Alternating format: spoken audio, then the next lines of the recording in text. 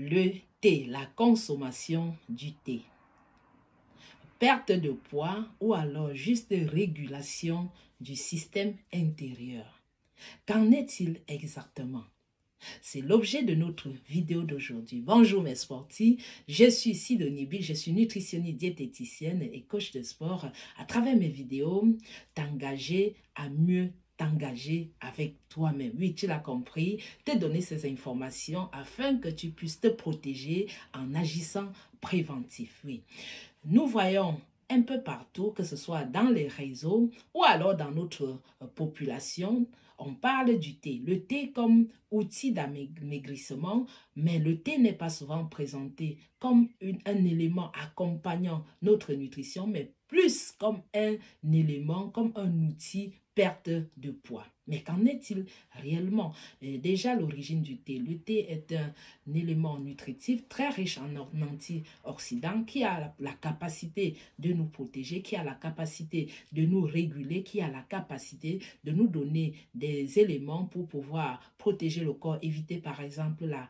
constipation. C'est pour cette raison que, à travers l'été, le thé est conseillé de boire généralement à la fin des repas pour éviter les gaz et pour faciliter la digestion.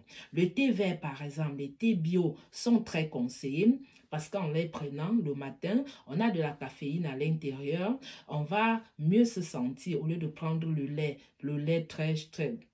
de prendre plus le lait qui n'est pas très conseillé, on peut prendre le thé, on peut prendre le café, 3 petites tasses par jour, le thé également, on peut prendre 3 tasses de thé maximum par jour.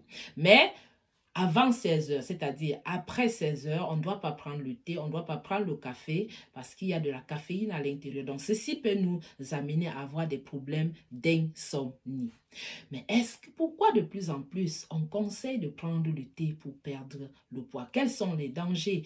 Je vais signaler ici, en tant que spécialiste du domaine, d'éviter l'utilisation du thé comme élément perte de poids. Pourquoi? Parce qu'en buvant une quantité élevée de caféine contenue dans le thé, ceci va détruire la paroi digestive. Oui, le thé va détruire la paroi digestive. Le thé va enlever toutes les vitamines A, EDK, E, D, A, K dans votre corps. Ce sont des vitamines hydrosolubles, c'est-à-dire qui sont synthétisées à partir de l'eau. Donc, ce qui fait que si vous prenez trop de caféine, le corps va être vidé de ces vitamines.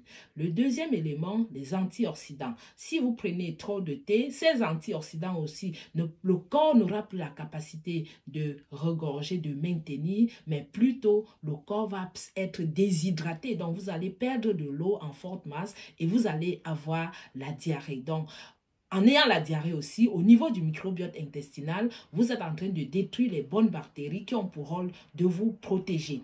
Parfois, avec cet thé, on conseille à ces personnes qui voudraient perdre du poids en passant par des moyens sorciers de se purger aussi avec du thé. Donc, à la fin de ces régimes, vous pouvez bien